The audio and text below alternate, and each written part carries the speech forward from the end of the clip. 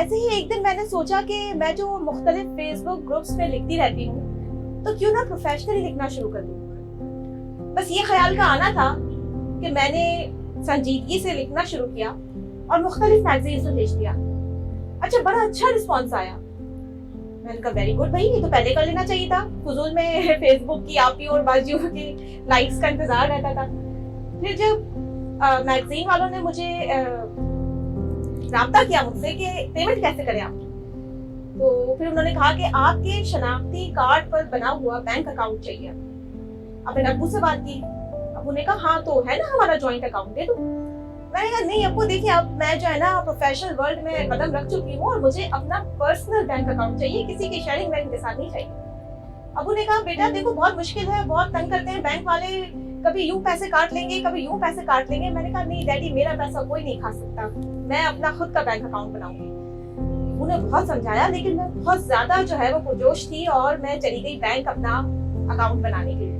بڑی سوچ وچار کر کے بڑی ان لوگوں کا سر کھا کھا کے میں نے اپنا اکاؤنٹ بنا لیا اور گھر آ کے آرام سے بیٹھ گئی.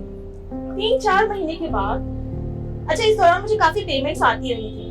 3-4 مہینے کے بعد جب میں نے اپنا چیک کیا کہ میرا بیلنس کیا ہے تو میں نے دیکھا کہ میں نے اپنا اکاؤنٹ 10,000 سے سٹارٹ کیا تھا لیکن میں کھڑی ہوں 9,500 پہ. تو مطلب اس دوران جو میری پیمنٹس آئی تھی وہ کہاں گئی اور 10,000 میں سے بھی پیسے کم ہو گئے. بس یہ خیال کا آنا تھا, گھر میں کسی کو نہیں بتایا اور بینک چلی گئی. وہاں جاتے ہی میں نے بڑے ہنگامہ کرتے ہوئے کہا کہ مجھے مینیجر سے ملنا ہے. مینیجر صاحب کے پاس بھیجا گیا مجھے. میں نے کہا مجھے اپنا اکاؤنٹ بند کرنا ہے, آپ مجھے میرے پیسے دے دیں بس. تو انہوں نے کہا میڈم کیا ہو گیا بتائیے کیا مسئلہ ہے. میں نے کہا نہیں آپ لوگ میرے بہت پیسے کھا چکے ہیں, بہت ہو گیا, مجھے میرے پیسے واپس دیں. اوکے ریلیکس, اچھا ایسا کریں آپ اے ٹی ایم سے اپنے پیسے نکال لیں پھر ہم آپ کا اکاؤنٹ بند کر دیتے ہیں. میں نے کہا کارڈ تو میں نے نہیں بنایا. کہتے کیوں؟ کہ بھائی کارڈ بنانے میں نا وہ سال کے 900 روپے آپ لوگ کاٹ رہے تھے تو اس لیے میں نے کارڈ نہیں کیا. میں نے کہا میڈم 900 روپے اگر سال کے تو مہینے کے کتنے ہوئے بھائی؟ چلے چھوڑیں کوئی بات نہیں, چیک دے دیں ہم آپ کو پیسے دے دیتے. میں نے کہا میں نے سنا ہے کہ چیک بھی 5 روپے کا ایک پڑتا ہے, مجھے اپنے خود کے پیسے نکالنے کے لیے میں 5 روپے کی کیوں دوں؟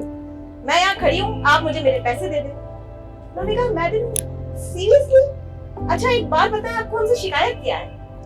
میں نے کہا دیکھیں آپ لوگ پیسے کھاتے ہیں, میں اتنی محنت سے کماتی ہوں. تو اب وہ صاحب نا تھوڑے سے ایک دم سے وہ کیوریس ہو گئے کہ میڈم آپ کیا کرتی ہیں اور کتنی پیمنٹس آتی ہیں. I am a writer and a voice over artist, تو مجھے اچھی خاصی پیمنٹس آتی ہیں. میں نے کہا اچھا جیسے کہ, میں نے کہا ایک وائس اوور کے مجھے 250 روپیز ملتے ہیں, 250 روپیز. میں نے کہا واو, اور رائٹرز کے 500,000, بہت اچھا ہو گیا تو 1,500 مل گئے. اس میں سے بھی اگر آپ 900 روپے کاٹ لیں گے تو فائدہ کیا میرے بینک اکاؤنٹ کا؟ میں آپ لوگوں کے لیے تھوڑی نہ لکھتی ہوں کہ آپ لوگ کاٹ لیں پیسے. کہتے ہیں اچھا چلے ٹھیک ہے, ہم جو ہے وہ بیلنس شیٹ منگوا لیتے ہیں اور دیکھتے ہیں کہ ہم نے کتنے پیسے آپ کے کھا لیے ہیں اب تک. بیلنس شیٹ منگوائی گئی. اب انہوں نے بیلنس شیٹ کو دیکھا, میں نے بھی بیلنس شیٹ کو دیکھا. پھر انہوں نے مجھے دیکھا اور مجھ سے تو آنکھیں اٹھی ہی نہیں, اس لیے کہ 10,000 پہ اکاؤنٹ شروع نہیں کیا تھا, وہ مجھے یہ غلط فہمی ہو گئی تھی. وہ 5,000 سے میں نے اکاؤنٹ سٹارٹ کیا تھا اپنا. انہوں نے پیسے نہیں کھائے تھے, 300 روپے انہوں نے کھائے تھے, وہ بھی ایس ایم ایس چارجز کے, جس سے میں ان سے بڑی ناراض تھی کہ کیوں کاٹے بھائی آپ نے ایس ایم ایس چارجز. کہتے میڈم آپ کو پتا کیسے چلے گا آپ کے اکاؤنٹ میں آپ کے 250 روپیز آ گئے ہیں؟